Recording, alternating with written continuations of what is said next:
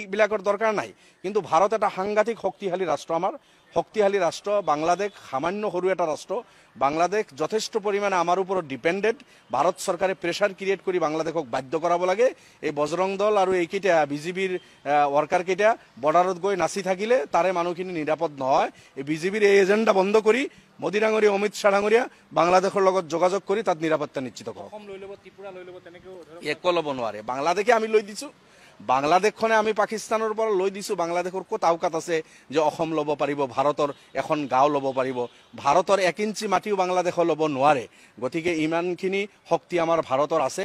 কিন্তু বাংলাদেশক মই ভাবোঁ তেনেকুৱা সাহস, দুঃসাহস কৰিব নালাগে তেখেতসকলে। আৰু বাংলাদেশৰ ইণ্ডিয়াৰ লগত এটা ভাল সম্পৰ্ক আছিল। এতিয়া হাছিনা নাই বুলি মোদী ডাঙৰীয়া বাংলাদেশটো এৰি দিব নালাগে। কাৰণ আমাৰ চুবুৰীয়া ৰাষ্ট্ৰবিলাকৰ লগত ভাৰতৰ সম্পৰ্ক বেয়া।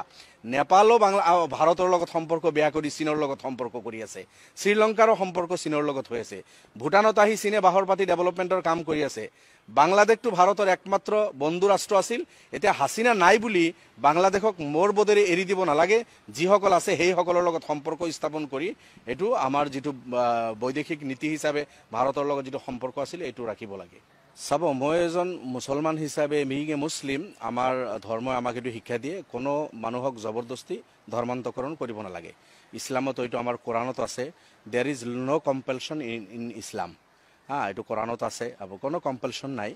আৰু এটা যি ডেম'ক্ৰেটিক কাণ্ট্ৰিত আমি থাকোঁ, মানুহৰ ধৰ্ম, ৰিলিজন এইটো নিজৰ নিজৰ চইচৰ কথা। মানুহ যেতিয়া এডাল্ট হয়, জ্ঞানী হয়, বুদ্ধিমত্তা যেতিয়া হৈ যায়, তেতিয়া নিজে ষ্টাডি কৰি, নিজে জানি বুজি, কাৰোবাৰ যদি কোনোবা মত, পন, ধৰ্ম ভাল লাগে সেইজনে নিজে যাব পাৰে। কিন্তু কোনোবা লোভ প্ৰলোভন দি, কম্পালশ্যন কৰি এই ধৰণৰ কোনো ধৰ্ম প্ৰচাৰ মই ভাবোঁ আমাৰ ৰাষ্ট্ৰ, আমাৰ বিধিগতভাৱে এইটো উচিত নহয়। আৰু ধৰ্মীয় হিচাপেও আমাৰ তাততো এটলিষ্ট এইটো উচিত নহয়। মই ভাবোঁ অন্য ধৰ্ম, খ্ৰীষ্টান ভাইসকলৰো তেনেকুৱা হ'ব বা চবৰে হ'ব। গতিকে জবৰদস্তি এনেকুৱা কাম কাজ কত হ'ব নালাগে। এইটোত শান্তিত বিঘ্নতি ঘটে।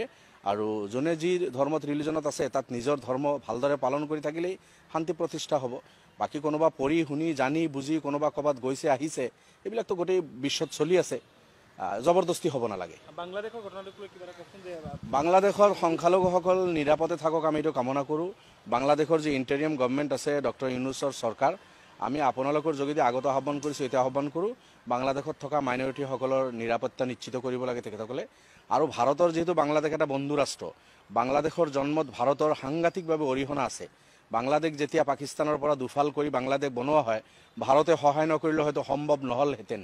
সেই কথা বাৰ্তাবিলাক সোঁৱৰাই দি মোদী ডাঙৰীয়া, অমিত শ্বাহ ডাঙৰীয়া আৰু ফৰেন মিনিষ্টাৰে বাংলাদেশৰ লগত যোগাযোগ কৰি তাত থকা সংখ্যালঘুখিনিক নিৰাপত্তা নিশ্চিত কৰিব লাগে।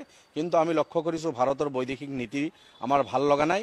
আৰু যেনেধৰণৰ যোগাযোগ কৰি ইউনুছ চৰকাৰক মানে প্ৰেছাৰ ক্ৰিয়েট কৰি তাত থকা সংখ্যালঘুখিনিক নিৰাপদ কৰিব লাগিছিল, সেই কামখিনি কিন্তু আমি চৰকাৰৰ পৰা দেখা নাই।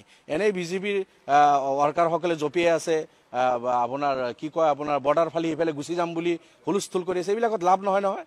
এই বিজেপি বজৰং দল বৰ্ডাৰত গৈ হুলস্থুল কৰি থাকিলে সোমাব পাৰিব নেকি তাতে? এটা ৰাষ্ট্ৰৰ পৰা আন এটা ৰাষ্ট্ৰত এটা মাখিও সোমাব নোৱাৰে আজিৰ